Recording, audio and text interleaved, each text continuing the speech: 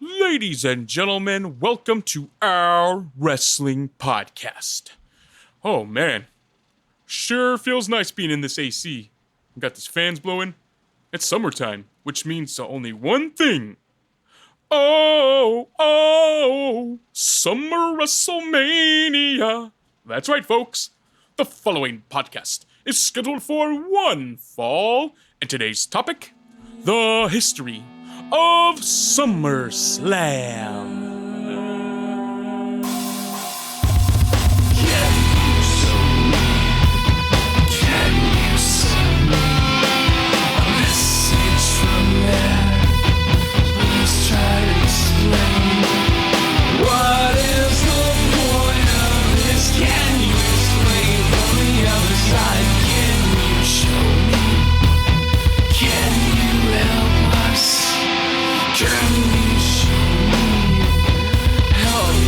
Figure out what's going. Welcome to the O.W.P. Podcast. This is Dave along with Jess. Yes, Dave, hi. And Cuz. I don't even know what to say after what we said off air, but yeah. And Craig. We're bringing you our perspective on the world of professional wrestling. No inside sources, no ties to the industry, just stories from the diehards, sharing opinions with you. And now on to our topic today, the history of SummerSlam. Hit us up on Instagram at O.W.P 2019. You can find us on several platforms, including Apple, Spotify, Soundcloud, YouTube, iHeartRadio, and Stitcher. We are now part of the Wrestle Hub family, all about wrestling podcast. Catch us on the Wrestle Hub on YouTube and Instagram. And don't forget, we are now on Google Podcast. What's going on, guys?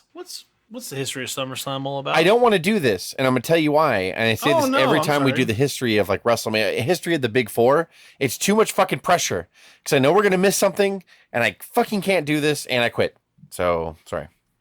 Hey, that's our show. Didn't want to do it on the air. It's too much for me, and I try so hard to make good notes, but like the history of SummerSlam, there's been 32 SummerSlams. We're going on 33 here pretty soon, and I don't want to be responsible for fucking forgetting shit, and I know I will. Just like the history of Mania. Again, quit. You guys are all on your own. I'm fucking sick of this shit. I can't do it. It's too much for this wrestling fan to. I don't want to do it dishonor. You know what I mean? You know Why did you put it together though? I did make the notes, you son of a bitch. Yes, that is true. That's true. Cuz, what's up about SummerSlam that calls you into agreement? Just, it's the number 2 to WrestleMania, man. I mean, it's the biggest pay-per-view of the year. It's got some of my... Well, one of the biggest pay-per-views of the year, sorry. Huh? What? I typoed speaking. Yeah, some great moments, man. Some of my favorite matches actually come from it. Some of my favorite moments come from SummerSlam.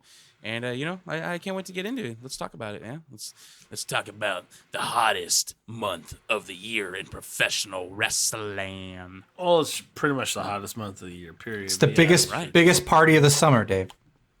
There you go. I was going to say, Craig, what you got? The biggest party of the summer. Have you seen some of these SummerSlam vignettes where they got a kid eating ice cream and they go into a wrestling move and they go out to water skiing? Brock Lesnar, F5 and a shark. And no, they don't do that. All right. Like, all I'm saying is it evolved, cuz, for fuck's sakes. God. I mean, it's traditionally been kind of WrestleMania for the wrestling fans, right? It's WrestleMania without the filler, WrestleMania without the Kid Rock performance. Like, it's WrestleMania for smarks almost, like just for the rest of the pageantry of WrestleMania kind of cut out, but you still have that mid-year kind of top matches, top card. So if there's any two nights any WWE athlete and talent kind of bring it more than any, it's WrestleMania night and SummerSlam night. And 30, to Jess's point, 32 years, 33 years, that is a long time, and you'll never be able to do something like this justice. Going through and just picking some just within an hour. It's ridiculous. So much history. I'll get you in the mood, huh? Uh-huh.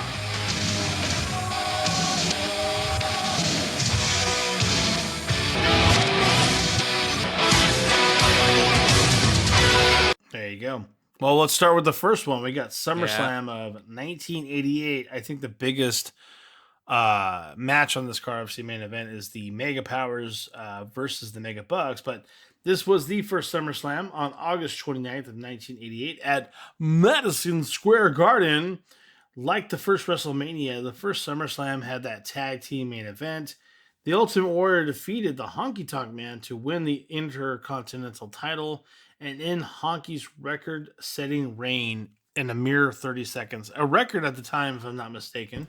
Still to this day. British Bulldog.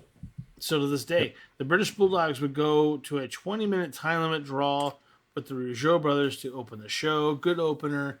But at the end of the day, we're talking about the Mega Powers versus the Mega Bucks. What's going on?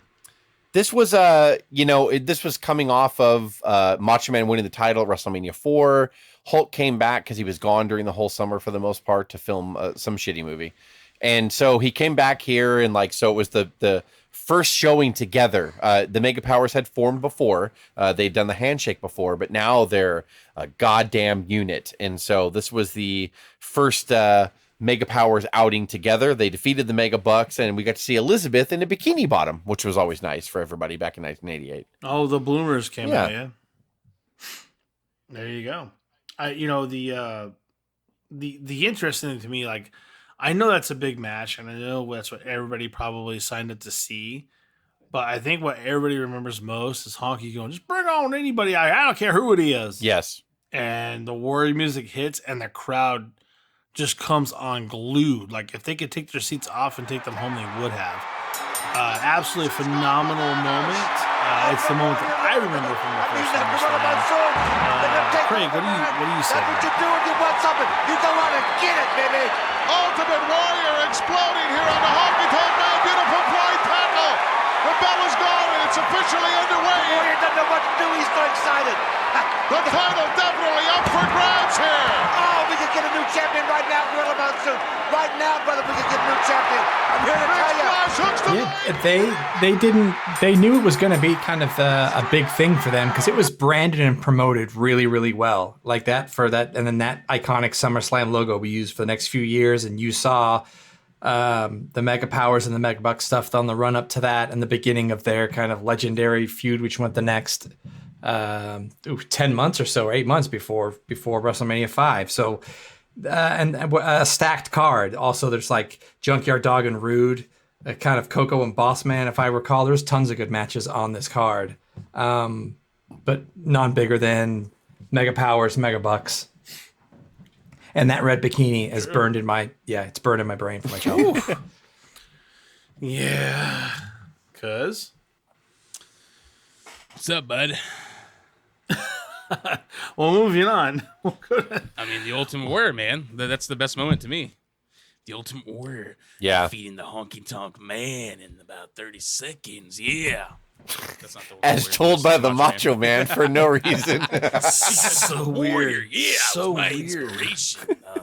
My inspiration is the Well, my favorite moment is the Ultimate Warrior beating Honky Tonk Man, as told by Coco Beware. For no reason.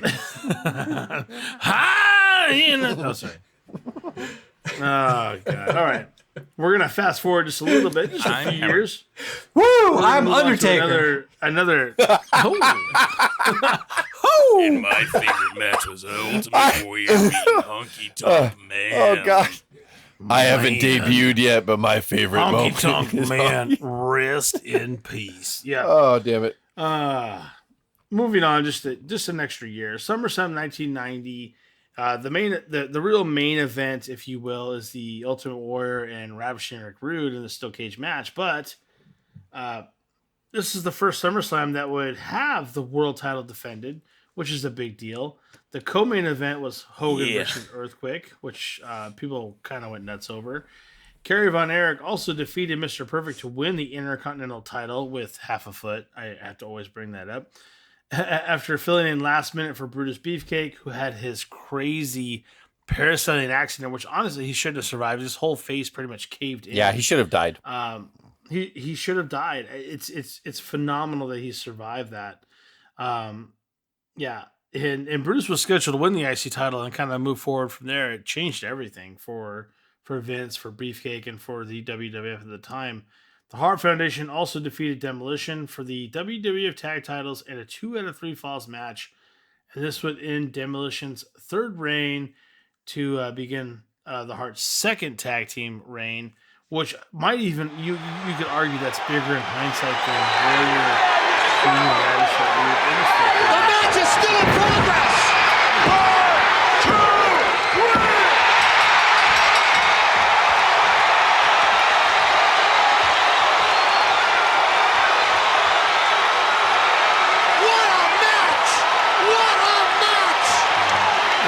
Did Hogan Earthquake go last, Jess? No, match it went did last not. there? Okay, the good. Warrior and Rude did. No. The Warrior and Rude. Smart Hogan move. was the cool. Everyone knows Hogan was just the cool down. Oh my Yeah, god! true. Oh my god! Such a fucking Get home before room service, brother. No, and they were, and this is a kind of a nod to they were putting a lot of stock in the Warrior. I mean, Hogan came back after Earthquake, quote unquote, sat on his chest earlier in the summer and put him out all summer so he can go film another shitty movie. So basically Hogan comes back and Hulk's pop here was fucking massive. Like if you go back and watch this, like this his pop was huge.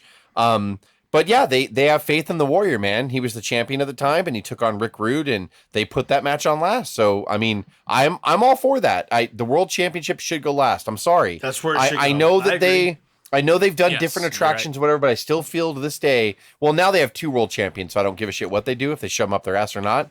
But back here, like. The world champion should have gone last, and so I had no issues, even though I was a huge Hogan fan and I disliked the Warrior. But I was totally in agreement that the world championship should go last. To me, it's fine by me, if you know what I'm talking about. Especially in a steel cage match. Yep. And I have one thing that I do remember about this match, and it's just the end where Warrior is climbing down the cage and does try his best to do the Warrior, or do the Rude hip, Yes. tossle and shake around To before taunt he him. drops down. I'm like, why? It was That super. so bad. It was Like, super sexy. Shut to up. bury It him. was super sexy. Dude, look at his abs. He can do it. And I think it's important to mention moving forward Hogan that was with jealous. we talked about this before, but 32 years of SummerSlams, we are going to skip around. And yes, we realize that we did skip 1989's Zeus versus Thank God. Hogan Prime. appearance It's like- in celebration. No, of I'm no glad longer- you- I'm Doesn't glad you belong said in that, the Hall of Craig, Fame 'cause or something. I'm glad you said that because actually I was going to bring that up at the end of this. I'm really glad you said that. Yeah, it's like, I'm glad. SummerSlam 89 was kind of by the numbers, the same as 88. So I kind of wanted to jump around and hit hot spots. The Warrior and Rick Rude was the first time. The first 2 years, there were tag team main events for SummerSlam. But 1990 was the first time that the WWF Championship was defended. So I that's why I jumped to it. I'm really glad you said that because, yeah, I know people might Because be we're like, going what to about jump, the Zeus yeah. thing? Yeah, and the Zeus SummerSlam actually 1989 got a massive buy rate and it was very successful, very successful. So I'm not dipping it. It was by the numbers the same as 88 for the most part. So when I was making the notes, I was like, you know what? To cut time, I need to skip to SummerSlam 90. So you'll be hearing that. So if we skip money years, wise, they did great, but the payoff wasn't so hot, right? I don't know. Maybe you're right. Maybe you're right. Actually, No, I'm talking about 89. Yeah. That definitely sold tickets. Let's not lie about it. Would But you the also payoff say, was Jess, just- that Zeus is probably the biggest strong wrestler of all time? Kind Yes. of based off that Tiny. last. Okay. Yes. I figured. if you look at his track record, yes. I mean, how can you argue? He wrestled. No, I SummerSlams, can't. I'm not. I Better than wouldn't. Vader. And Better than Bam Bam. there's no way to argue. You can't. He's the best. He's ahead of his time. Yes. God damn. Greatest It'd ever. be a shame not to put him in the Hall of Fame like it would be a shame to put Mongo in the Hall of Fame. I tried to go with it. I just can't. Greatest to never win the world title, along with Just Mongo. like Mongo. Just like Mongo. Right. Along with Mongo. Next highlight: SummerSlam '92. The British Bulldog works with Bret Hart on the IC title. We'll get into that in a moment. But 80,000 fans packed great. Wembley Stadium in England. This was the only SummerSlam where a title other than the version of a world title did not main event the show. Meaning tag team world titles or individual world titles, right? This was the 5th year in a row that the IC title changed hands at SummerSlam. Pretty cool. The Ultimate Warrior defeated Randy Savage by countout. Savage would retain the world title at this moment. This was a first of 3 SummerSlams to be held outside of the United States. There's a lot to talk about that has been talked about already, I'm sure, with the British Bulldog and Bret Hart. Well, let me say But- the first thing. Yeah, go ahead. This card fucking sucked. Honestly, like if you go back and watch, like even though they got a big pop, the Natural Disasters beat the Beverly Brothers. Repo Man Kamala and Crush. and Taker. Yeah, Kamala Taker was so bad. Virgil and Nails. Michaels and the Model, 2 heels facing each other, made no sense. The opener was okay. LOD defeated Money Inc. And the Warrior and Savage was good, but it ended in a double count. Or no, it ended with Savage getting counted out and this weird thing that Flair was going to say, one of these guys is in my back pocket. Now I'll show you whose corner I'm going to be in. It was really, Flair didn't wrestle. Fucking odd. Like, it was all really odd, except for the fucking main event, which everybody remembers, and they should. And like I said in the notes too, it was the only time that a title main evented SummerSlam that was not the world title, and that's the Intercontinental Championship. So I mean, like, that's a big almost deal. like that's all that mattered because it was British Bulldog in his own backyard. Yeah. Yes, yeah, and they both pulled it off too. I mean, you could have done that. I mean, why wouldn't the world title? I just got done saying in the last one, the world title should be last, and that's it. God damn it! And then in 1992, I'm like, Unless you're in fucking Wimbledon. this is really fine if you want to do it. But I mean, like, it just showed the confidence they had in Brett and Davey at this point, and they both delivered, man. I remember watching it in Joe's living room, actually, and we were just on the edge of our seat, dude, watching 2 faces like this. And I mean, Brett kind of looked like the heel here because it was England, but I mean, like, it was just really good, man. Yeah. They both fucking blew the doors off there's doors on, there was no roof on Wembley Stadium.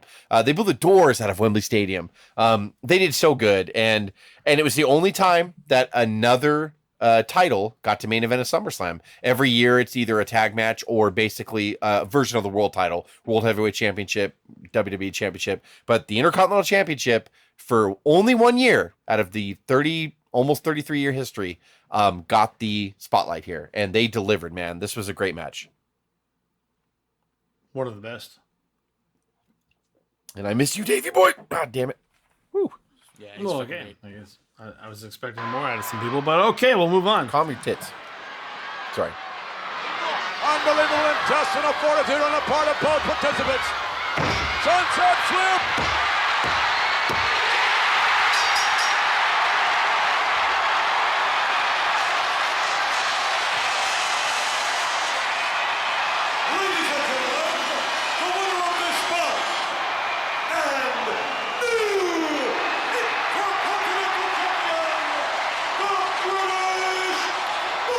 The pop of the pin of the count of 3. Right? Yes. Well, there's also a training pause. We'll talk about that later. SummerSlam 97, The Undertaker is the champion versus Bret Hart for the WWF Championship. We'll get to that in a moment. Steve Austin actually defeated Owen Hart for the IC title. This was the infamous match where Austin was accidentally dropped on his head during a pile driver spot. Big moment. We know that pretty much Stone Cold Steve Austin lost almost all functions for at least a short period of time. Supposedly. Oh, God. Yeah. Even though he An totally got incredible dropped on his acting head. job. And it's sad to say that he immediately retired and was never heard from again after this. So it's really sad. Yeah, it sure was. Super Yeah. sad. A steel cage Never match became opened the anything. show. Mankind would drop an elbow from the top of the cage to defeat Hunter Her Assembly after escaping the cage to actually win the match. I forgot about that Big thing match. It's kind of weird how that's forgotten about because I actually love their feud. Bret Hart actually wins the WWF Championship from The Undertaker to win his 5th and last WWF Championship. Tying Hulk Hogan. Brother. Thank you. Brother. Thank you very much. I don't know what McMahon's thing about dog food is, but I think Shamrock and Bulldog have like a dog food match. I don't know Yes, what that the is stip true. was. It was but, that the loser had to eat dog food. That's literally what the stipulation was. And he's always gone back to this, but Boss Man and other shit, like, dog food is, I'd eat dog food. Like, why is it such a terrible... Didn't he do it with The Rock, I think, too? I think Like on a Vince SmackDown? ate it one time and thinks it's a horrible thing Well, and wants to recreate No, it. to defend Vince on this one, this was wet dog food, which is kind of nasty. Well, didn't Bulldog do that with The I Rock ate dry and, dog when food he as a came back? child. I will be honest. Like, when you're a kid, you think it's Oh, yeah. fucking like a chip or some shit. But dry wet food- dog food, dry no. dog Even as a kid, I knew no fucking way. No way. That's hilarious. Oh, my bad. I pulled it's not my that kid from dry food when he was like 2 or 3. Me- I had to keep him from it. Remember Yeah. when Bulldog had that horrible rendition of his song when he came back to SmackDown? Yes. Ding, ding, Or they they technoed it up. Of course they did. Yeah, that was fucking horrible. Of course they did. He got spine buster by the Rock in a dog food when he came back during that. Of course he did. Wet dog food. But I also remember this too, and I will go on record as saying that the ending of the Bret Hart and Undertaker match, that ending sequence is some of the best I've ever seen in my life. With Michaels? Like, yes, like that ending. I would say the last 60 seconds with Michaels, who was a special guest referee, Taker, and Bret Hart was phenomenal. Yes. I can't even describe it. I won't do it justice. Go back and watch it. It was fucking awesome. It was awesome. Well, if you were Michaels. Sorry, if you were someone that was kind of like, I'm not really into wrestling, but you were watching it with your friend or your boyfriend, girlfriend that was really into wrestling, the drama would have captured you. Like, oh my god, this is interesting. And then the fact that it led to Hell in a Cell. Yeah, there was heat here between Bret and Michaels, and everybody knew it. And the ending sequence was, Sean's a special guest referee. Bret had been taunting him all match. Bret was a heel here, and so at the end, like Bret was taunting him and spit. I mean, fucking loogie spit right into Shawn Michaels' face. It was it's fucking ridiculous. And so Michaels, super pissed, had to steal a chair because Bret was trying to hit Taker with a chair, and Michaels took it from him, as the ref, going like, you can't use chairs. So Bret spits in his face, and Michaels gets so pissed, he goes to swing, wants to hit Bret, but Bret ducks. He cracks Undertaker right in the face. And so Bret covers the Undertaker and looks at Michaels like, you fucking did this. You're the ref. You better count the pin. He didn't say that, but that's how great the look between the two was. That pin, every count that Michaels counted, he glared at Bret. He counted one and stared at Bret with snot still on his face.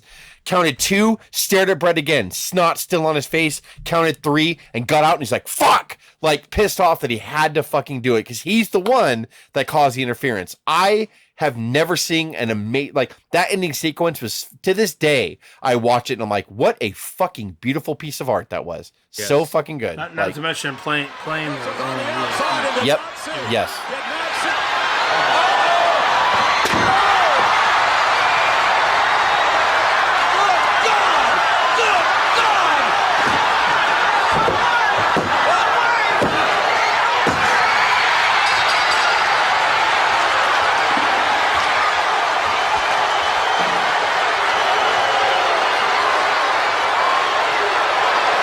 And can we talk about the best spitter in wrestling? Between that and then the loogie. I think the loogie he hit on McMahon's face after the yes. And then this one too. Like, did you practice? Like, how does that work? Yeah. I mean, I guess it's a little dehydrated. It's a little snotty after like 35 minutes or whatever. Like, but he always comes up with the best solid luchas. That's why Bret is the best there is, the best there was, the best there was. There it is. And during the screw job, not only did he do it from further away, but he had to do a downward trajectory to hit Vince right in the face from the top of the ring to the bottom. But he hit him right in the face. And that's probably why people are like, well, it's a fucking work. I'm like, come on, man. Like, he's just that good. He's fucking Bret Hart. He can spit in your face whenever he wants to. Like, that just is what it is. But yeah, I look at that and I look at what he did with Vince, and I'm like, did you like have a bullseye like somewhere when you were a kid on the tree and you just hawk loogies? Like, how does that work out? My father taught us that in the dungeon. Yeah, it was in the dungeon. When he's getting stretched, happens in the dungeon. He spits on the wall. Just Bret, spit a loogie. You gotta learn. And then I'm stretching you. Out of nowhere, loogie, you fucking asshole. And then out of nowhere, like, he tells a good story. Like, they're practicing spitting in the dungeon, and then all of a sudden the door bursted open and said, "You don't know how to spit!" And he just fucking oh my God. Stop it. Stop him, Dave. Stop him now. That's exactly what happened. SummerSlam 1998. Stone Cold Steve Austin, as a champion, would face The Undertaker for the WWF title. This show had the highest SummerSlam pay-per-view buy rate with 700,000 buys. I see an important piece of information missing from these notes here. What? The theme song for SummerSlam. Huh? Well, get ready to play. Oh, yes. You're right. I don't know how I can say that. Highway to Hell? You're right. Christ, I could have read the notes and you could have played it. God, you fuck it up every time. Nope. You know? Nope. Why don't you get your fucking phone out and take care of it? Jesus. Oh, well, we can't do it for copyright. Yeah, we can't. We have got the copyright shit, Dave. So I got to sing it. Yeah. I'll lower the pitch of my voice so it doesn't get copyright claims. You're right. Actually, you're right. I am shamed. I should have thought of that. You're correct. Remember the promo? All of them fighting in the ring and the fire fucking bursting up around them, and I'm on a highway to hell. That was like the subtitle for the pay-per-view. You're right. I'm sorry. I fucked up. No. I just remember this pay-per-view very well. I believe that this one also, it's the only like one-off year logo which had like a SummerSlam logo they only used for 2 years. I want to say it was like 98, 99 or 97, 98. It didn't look like the circle blue and yellow one. Didn't look like the classic one. It was before they went to the star one. And this is the only year they had like a block S on it too. If you go back and look at the logos, it is like a one-off they only tried this year. Fun fact, y'all. Fun fact. And one of the greatest to me, another great Intercontinental ladder match. Davey's going to get to that. Let him read the notes. Dave is feuding No, right cuz now. you got this. Oh my God. That's why I remember it, because this is one of my favorite pay-per-views because of this match. But go ahead. Yes. No, go ahead. I just wanted to mention that. No, I don't have it. Why did you like it? Because of that ladder match. That's one of my favorites. And then Stone Cold versus Undertaker. Because, Stone Cold. Why did you like the ladder match, cuz? Because it was a fucking great ladder match. There was a lot of drama in there. There's a whole story. The whole DX and Nation feud, like all that was going on during this time. It was fucking great. This was before that match, didn't they do the DX dressed up like the Nation? Yeah. The Croc. This whole build up to it. The Ms. Ark Henry and the Croc. Fucking great. Wow. The Lions Den match. Didn't they lock DX in the locker room for this? The match, Lions right? Den match is actually, I really like the Lions Den match. Yes, that was another one. Yes, Shamrock and Owen Hart. It was a in hard like the Paramount Theater. Yeah. And it was like fucking packed and like just that weird, it wasn't even an octagon. It was an odd, like the cage was leaned back at an angle. So when they bounced off the cage, they would fall back and like bounce up. It was cool. And the match sounded hard as shit. Like, it was like awesome. Wasn't Blackman the ref? Was that Black? I don't know if it was that one, but then the next month's pay-per-view, they did a rematch, but it was a submission dungeon match where they were in the actual dungeon. Yeah, they were in the actual dungeon of Stu Hart's house. They literally filmed it there, and Owen fought Shamrock in that too. And when they bounce off the ropes, they'd bounce off the walls, like legitly. Which, Dave, you said it. I forgot which episode. But you said something about Shamrock. I think Shamrock is underrated. I think Shamrock is fucking great. I agree. He didn't have the mic skills. Shamrock was fucking great. He was the closest thing that you can compare to Kurt Angle as far as someone coming from another sport that got it and that fucking did great. Jesus, I concur. Fuck off, Dave. Anyway, Dave. But Dave also said that he could have been the Brock Lesnar. If he had a Paul Heyman, that would have been perfect. And to me, that would have taken Shamrock. I think that's what I fucking said. He just that's what I said. Yeah, mic. you did. Yeah, you did. He just needed someone to talk for. But him. I still think Shamrock should be shitty. considered. Because still can be considered underrated. But fuck you too while we're on the sentence. Nope, still fuck you, Dave. Go on with the notes. Cuz is right. You're wrong. Fuck you. You said that do you want me to read what you already fucking said? You want to fucking goddamn move on. SummerSlam 2001, Booker T as the champion versus The Rock for the WCW title. This was the only SummerSlam where the WCW title was actually main evented. Edge defeated Lance Storm to win the WWF IC title. That sounds right about where he needs to be. Fuck you. WWF and WCW titles would unify only in 2 matches. X-Pac would win the Cruiserweight and the Lightweight titles. Undertaker and Kane would win the WWF and WCW tag titles to unify those. Kurt Angle defeated Steve Austin by disqualification, but Austin would retain the WWF title. Go nuts. DQ? This was just Wow. Go ahead, Craig. Sorry. No, I just said by DQ, really, and SummerSlam. Yeah, like it was a great match too. That's the thing. Yeah, it was a really good match, and a lot of people think that Angle won the title here, but he wouldn't win the title to the next pay-per-view. You remember people putting Angle on his shoulders and he's celebrating or whatever. Yeah. Leading up to this, they did I don't know if it was Raw or SmackDown, but Angle came down in a milk truck and sprayed Austin or whatever, similar to the beer truck that Austin did a couple years earlier when he sprayed the beer truck down there. That shit was fucking fire when that happened. Oh my God! That's Milk! Milk-Mania is running wild! It's Milk-Man Madness, my God! Yeah, it was cool. It was fun. And it was, it just shows the versatility of Angle and Austin both, really, but more Angle where he's a face and he's believable. More awesome. There wasn't any great matches on this, and I wanted to note this one because this was kind of still the blow-off of the Invasion angle, and just how fucked up that was. And Booker T and The Rock headlined the show for the WCW championship. So weird. And The Rock would win. And fuck you, Dave, for the Edge thing again. And yeah, it was like it was all the odd like unification matches and stuff. And I guess WWF owned WCW at this point, so it wasn't really unification matches, but it was in the sense where WWF was just trying to. They realized the fucking invasion angle sucked, so they were like, let's just merge this title, let's merge fucking that title, and we'll still put the WCW in the main event. It was like a cleanup pay-per-view, huh? But we'll put the WCW title on a WWF guy. So it was I don't know. I noted it just because for shits and giggles. Yeah, I noted it because it was a big deal. 2001 was a fire year for WCW, great business, but it just really showed the kind of fart in church that was the WCW invasion angle. So I would have forgave it if they didn't fucking totally fuck up the stalker angle and make Taker and Kane squash. Correct. That's even a worse one. God, can you imagine if they would have won? That would have kind of made it. That would have given it more of like a serious feel to, like, oh shit, these guys fucking beat Taker and Kane. And then I mean, it sucks that they fucked up the invasion angle. It's kind of cool to say that this is the only SummerSlam that a WCW World Heavyweight Championship main evented. I mean, it's cool considering the history leading up to it, but yeah, let's be real about it. The whole end all be all is to squash it. What was the stalker angle? Cuz can you just give a quick 60-second? What was that? Yeah, so Taker was married to Sarah, who he had that tattoo on the neck that said Sarah, and for a while.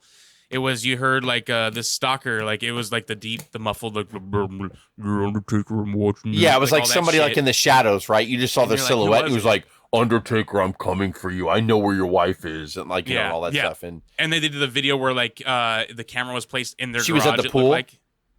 Yeah, she was in the pool and everything.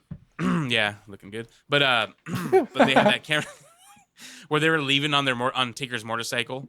And shit. Yeah. And I think that was actually the night that he revealed himself when they did that one. And god damn it, man, that pop, which we'll play the clip right here, that pop when the stalker came out on the motorcycle, came down to Undertaker's music, he was wearing like a ski mask and leather jacket and everything. When that mask came off, that fucking crowd, that pop went crazy, which even more.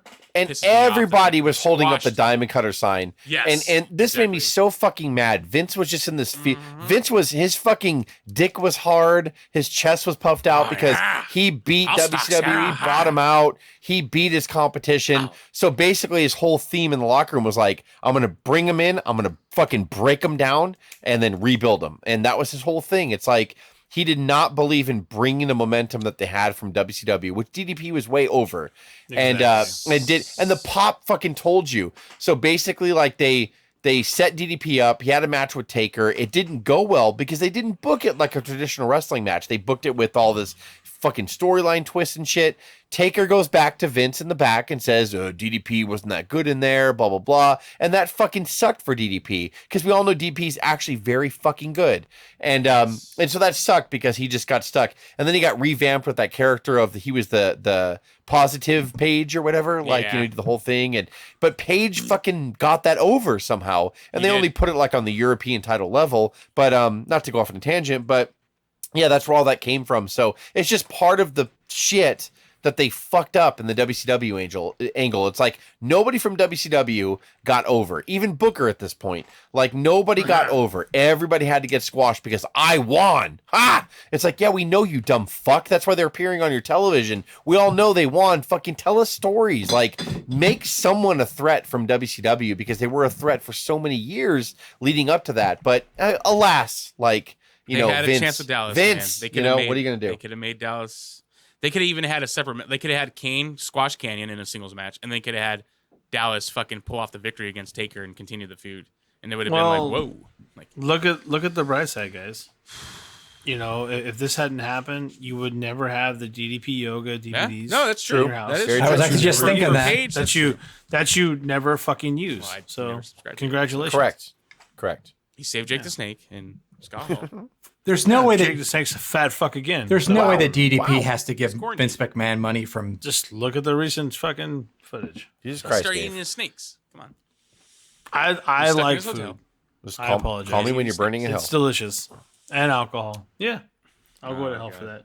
Yes, correct. SummerSlam 2002, The Rock versus Brock Lesnar for the WWE title. Many consider this to be the best SummerSlam of all time. Rey Mysterio made his WWE pay-per-view debut. Yes. In a classic match against Kurt Angle in a losing effort. RVD defeated Chris Benoit to win the IC title. Holy crap. This was the first SummerSlam that Ric Flair wrestled a match in. Shawn Michaels made his return after a 4-year absence by defeating Triple H in a street fight. And obviously, Brock Lesnar defeated The Rock in his main roster rookie year to become the youngest WWE champion ever. This pay-per-view is chocked full of talent, and a lot of it young talent. Go crazy. A month after the barn burner of Undertaker versus Rock versus Angle at fucking Vengeance. Yes. Yep. Fucking one of the greatest triple that's threat good shit. fucking championship matches of all time. Yeah, I mean, Rey Mysterio and Kurt Angle. Holy shit! Like, God I mean, damn. Out of nowhere. the greatest SummerSlam opener ever. I don't even know like what you can say up against it. And people did I can't bitch a think lot of because this was the another one. first pay-per-view match of Rey, and Angle makes him tap. But you know what? Like, Jesus Christ. Like, we talked about it in the Legacy of Kurt Angle. He can make motherfucking anybody tap, and there's no shame in ever losing to him because Angle was so believable that we knew, like, oh, he's going to fucking beat fill in the blank up. Doesn't matter. Even when he fought Lesnar, we're like, Angle could probably take him. Like, that's how good, like, Angle was with his character and everything. RVD and Chris Benoit, what do you say? Shawn Michaels making his return. I'll never forget. I hate his fucking guts, but I will never forget. I will never forget Shawn Michaels. He jumped off the top rope and elbowed Triple H into a table on the outside after returning after 4 years from a major neck injury. Like, we were like, holy shit, Michaels did not lose a goddamn step. And probably because he's a fucking phony. However, it's still a good comeback. Whoa. It was still good. It was still great. And Whoa. it was a street fight as well. So him and Triple H really tore the shit out of each other. Again, And he's wearing jeans, right? He's wearing on his Yes. comeback. He's not wearing, Yes. they're not wearing tights. He's wearing jeans. yeah, it was a street fight because like Sean came back, I guess, and they formed DX like a month before. Probably cowboy boots. And then too. and then Triple H turned on him, and no, it was someone attacked Triple H or Shawn Michaels in the parking lot, and they couldn't figure out who it was. And so finally, like Shawn Michaels healed and came back, and then Triple H is like, "Come back, let's form DX again or whatever." They formed DX in the middle of the ring, and then Triple H turned on him and pedigreed him, and then he revealed, "I'm the guy who hit you with the sledgehammer. I'm the guy. Like I think that you're like full of shit coming back here after 4 years. I'm the guy now. You left." Like, and it was awesome. It was really, really a great feud. You know what he should have said? He should have said, "I took your smile now." That's what he should have said. I'm nailing Stephanie. It feels great. Like Whoa. everything. So yeah, this was a great SummerSlam from top to bottom. Legitly, it was like, this is hard to beat, man. Like, there's been good SummerSlams after this, but this is really hard to beat as far as SummerSlam is concerned. Yeah, and Brock winning the title, really good shit. Look out! Wait for another rock bottom. Don't go down! Brock Lesnar! He's turned. Oh, man! And look out! To the rock! The cover! Stacked. Yeah.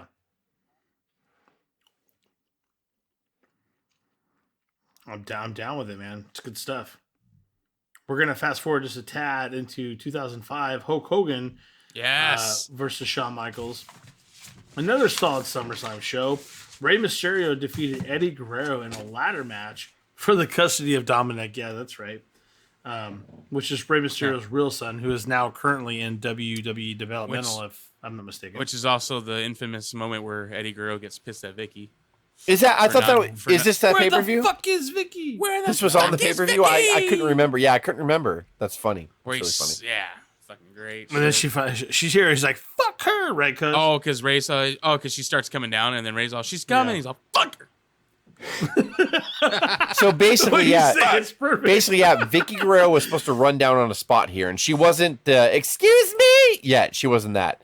No, and, she was cute. So, yeah, she meant to come down the ring to yell at Eddie and Ray, stop fighting, stop fighting. Yeah. So I guess she was supposed to make, so they did this big spot off the ladder, and Eddie's on the ground, and you could tell there was a lull, something was wrong, and you 'Cause he was hear waiting Eddie forever, and he was audibly holding onto the go, contract. yeah, you hear Eddie audibly going, where the fuck is Vicky? Where the fuck is Vicky? And then he slams like, him, and he's a motherfucker. yeah, And then she comes out, and then he's like, yeah, so great. Like, yeah, it's so great. I think they edited it out right now, right? On the network they do, but I found the YouTube video. We played it on Wrestling Gets Real 1. But wasn't it? That's right. Because didn't Eddie have to drop from the ladder or from the thing? She was supposed to pull the ladder from him. That's what it was. Yeah. And so like the ladder fell from underneath him. I think Ray pulls it because it was taking forever, and Eddie was just hanging from her, and then he had to drop down. Yeah, he had to drop down because he's not supposed to win it right there. And then that's when he's like, "Motherfucker, where the fuck was Vicky?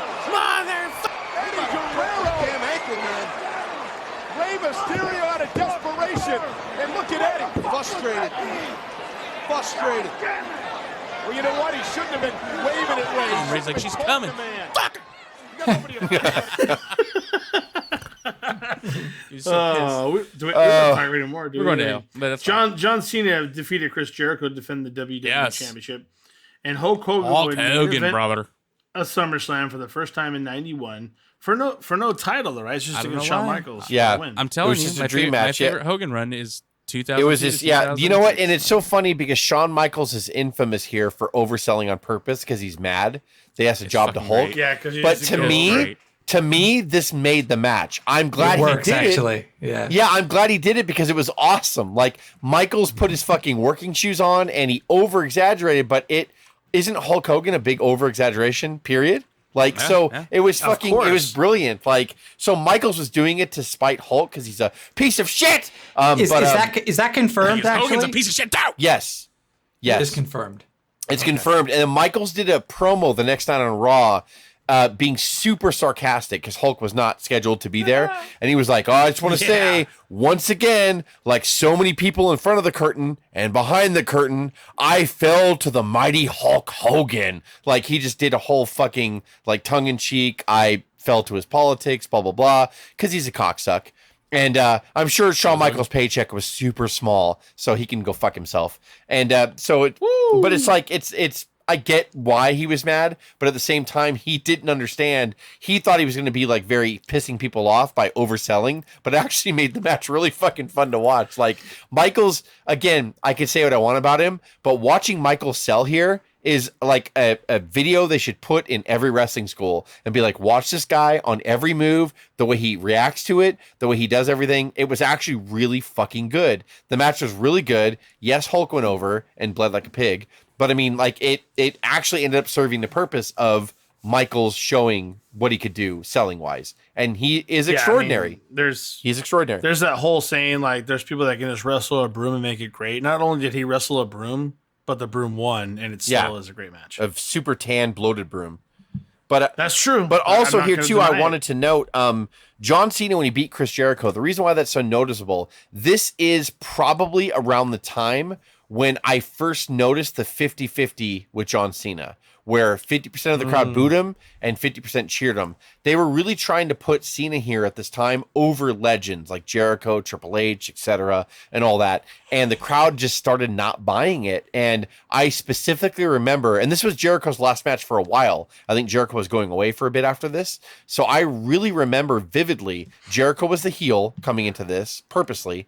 And John Cena, of course, was supposed to be the mega superstar superhero face. And the crowd was 50-50. And it was the first time on a pay-per-view I noticed like those dueling chants and everything. So it was notable to me because I was like, wow, it was a really good match, by the way.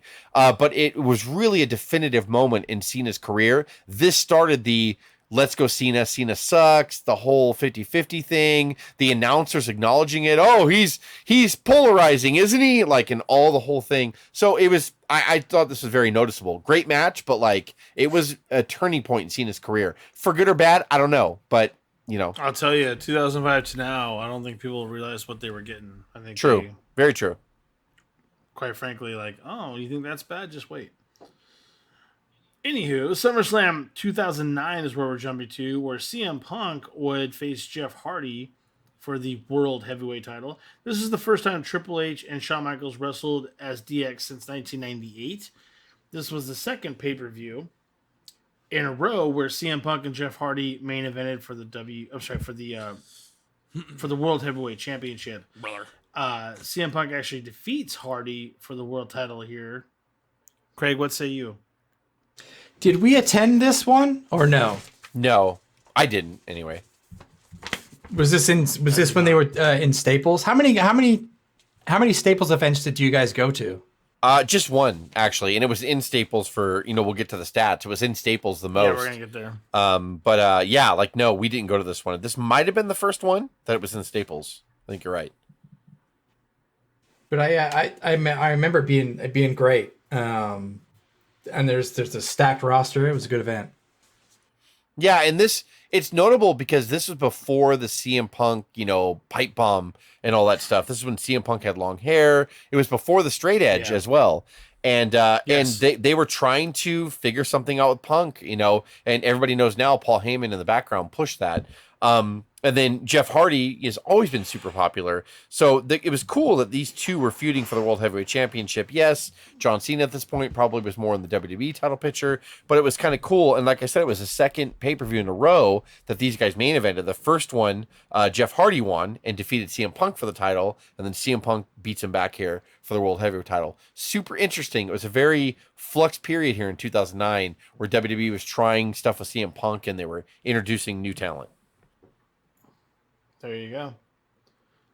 No, Craig, you did, Craig. By the way, sorry, excuse me, Dave. Craig, you went here. I think your company at the time gave you tickets because this is when DX came out with the tank. That's why. That's why I asked. I was like, so you went to it with one of your work buddies. I didn't go, but I think you went to because I remember specifically you telling me about the tank. Got it. Okay. This is actually when I wasn't watching WWE product at the time. Oh. Yeah. How many years did you miss? I want to say from when did Benoit die? 06 or 07? Fuck, 06? Yeah, so maybe like mid 2007 until mid 2011 is when. Yeah, he died after Guerrero died. Yeah. I was over it. I never did that. Well, it's a tough time to love and lose wrestling, I would say. And I think that's why a lot of us do take this ultimate fast forward here also into SummerSlam 2014, which Jess and I did attend. Yes, at with Staples Joe. Center. This is some shit here. John Cena would attempt to defend his title against Brock Lesnar for the WWE title. Lesnar shocked everyone by defeating John Cena to win the title in a one-sided 16-minute match where he simply dominated Cena. I talked to Jess about this. Cena had one brief stint of comeback, and I'm like, oh shit, here it comes. It's fucking over. Yeah, he put him in the crossface. And then we thought, Brock dominated the whole time. And we were like, well, I don't like this. I don't like this. Because whenever a heel dominates, the face is going to sneak a win in, sneak the victory. And Lesnar let his guard down and Cena put him in the crossface. And we're like, if fucking Brock taps, like we were all pissed. And then Brock just powers out of it, picks Cena up in the same motion into the F5 and just fucks him up. Continues to fuck him up, and we're like, "Oh my god!" And then Brock wins. It's really over. He's just gonna fucking destroy him. I remember that because it was that UFC feel at the time because he was active in it. For the championship, Lesnar with the cover. Lesnar has won the WWE World Title in convincing fashion.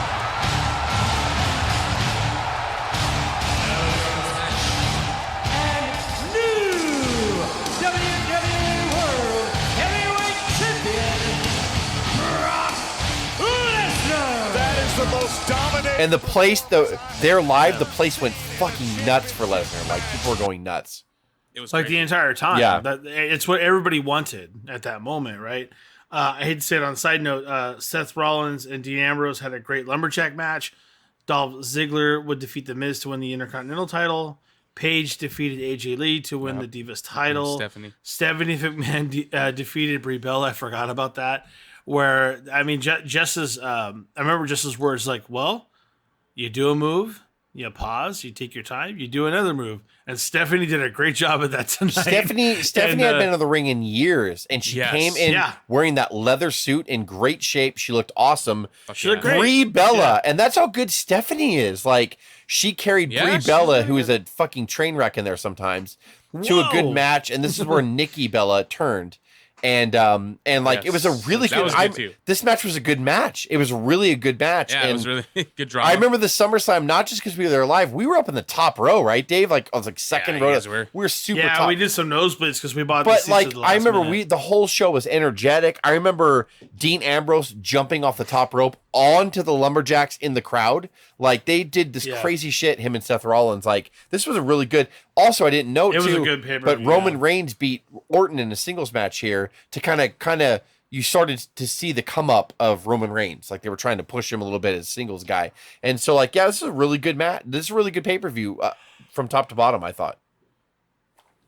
Yeah, I thought so too. It's good stuff. So. I mean, yeah, go ahead.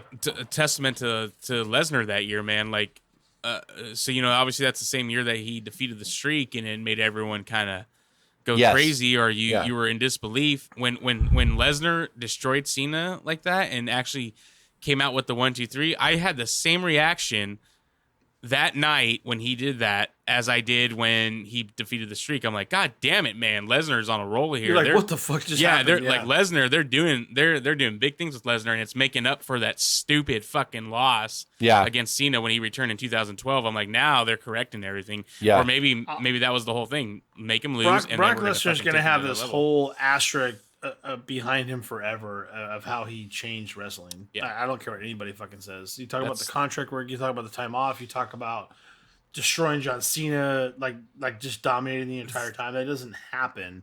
That's not how heels work. And he was a heel that fucking wrecked him. He changed everything. And then we didn't mention it, but like, you know, we'll just briefly mention 2015. That's when he fucking destroyed Randy Orton, busted him open, and that kind of left you with the same shock of him beating Taker at Mania the year before, and beating Cena in a one-sided match the year before. In that, like, it looked like a shoot. It was legit. Like it looked legit. We always talk about how kayfabe is dead, and Vince wants to tell you it's fake, and me and Jess fight offline about fake versus predetermined and the definitions. That's all, whatever.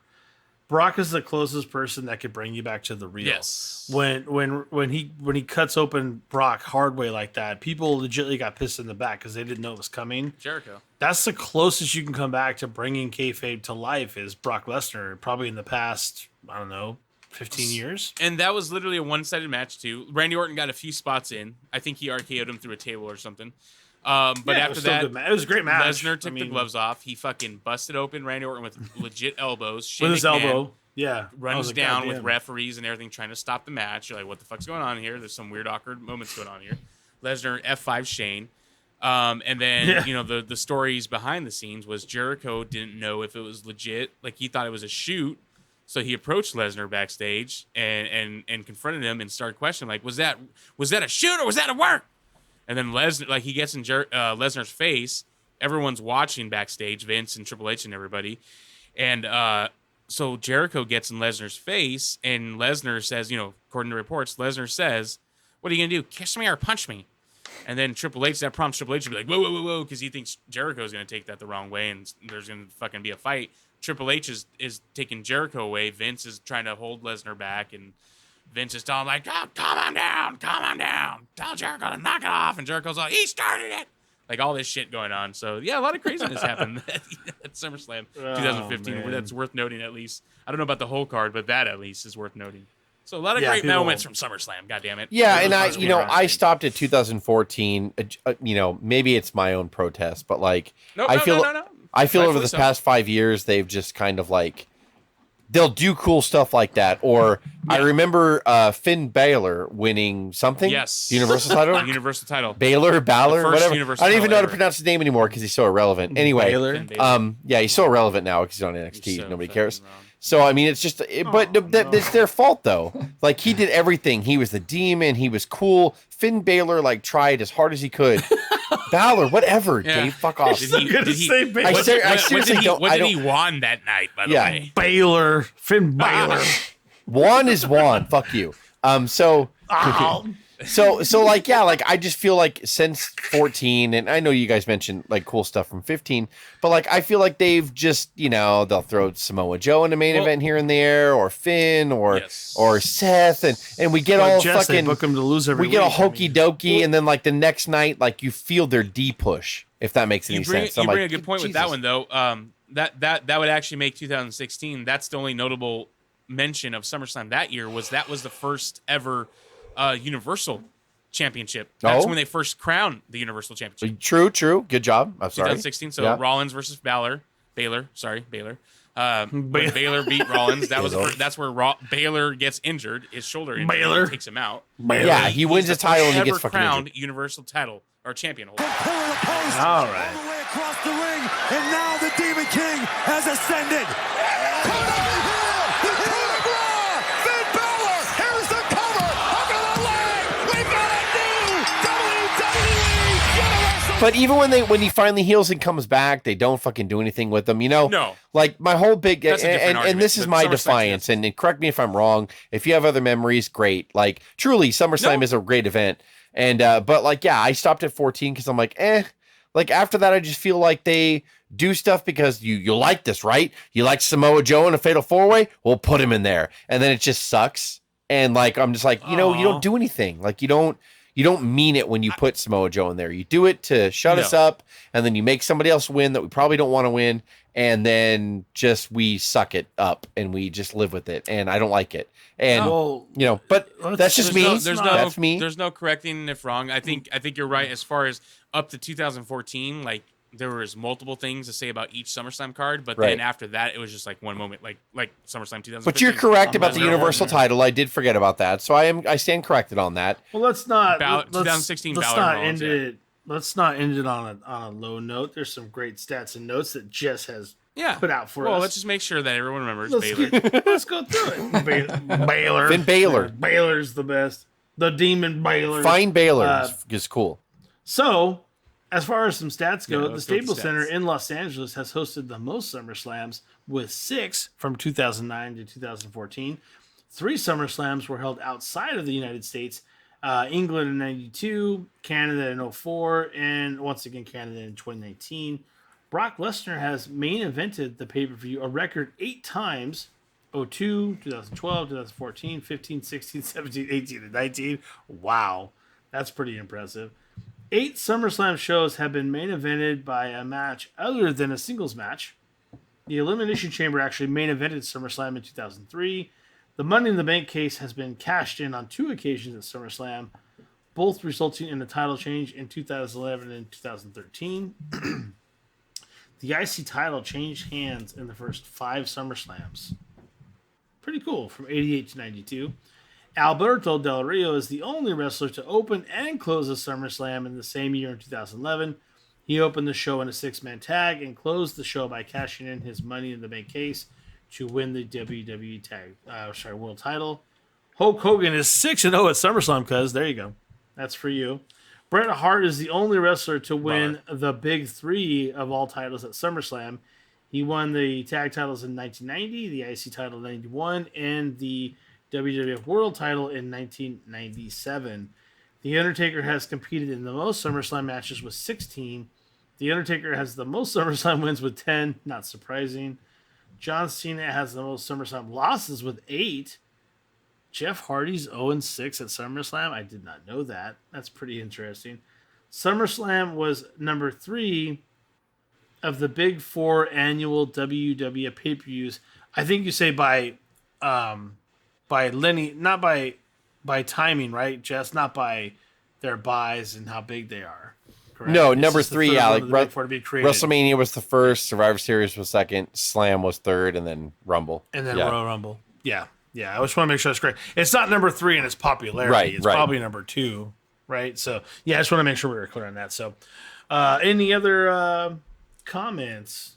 Yeah, we just got to remember that SummerSlam 2005 was the second time that's, Hogan took Michael's smile away for the second time. Oh, no. He did. Just remember that. God damn. And there's been, Craig, I don't know what you think, too. I know you spoke earlier about, it being the second to Mania. There is other moments and some of the ones I skip, but I was really just trying to get like the central ones that kind of meant something or whatever. Is there anything, Craig, that I missed from a SummerSlam that you would like to bring up? No, I think the only thing I want to say is I just hope in late August there's some sort of SummerSlam somewhere with some kind of decent crowd. If that happens, it could be the best SummerSlam ever. That would be very, very cool, despite the last few People are years. clamoring for something. I do miss it, you know, Something like live. you can say what you want about WWE kind of trying to plow on during this whole COVID thing, and is it safe and healthy and all that stuff. And in wrestling, you know, I think that, you know, all the promotions have done cool stuff here and there to try to, whether it's the Boneyard match or the stadium match or whatever, they've tried really hard to kind of morph to this time period. You know, they're trying to produce the best wrestling they can. They want to honor their TV contracts. They want to try to keep their guys and girls working.